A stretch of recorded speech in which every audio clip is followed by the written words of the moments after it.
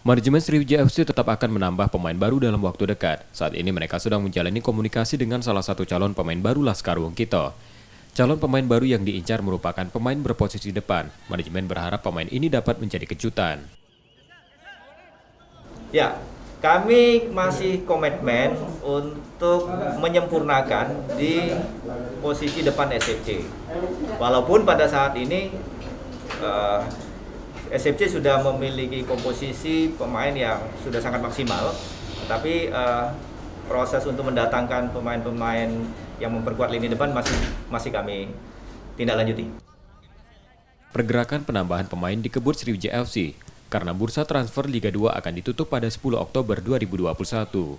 Nur Muhammad, Kompas TV, Palembang, Sumatera Selatan.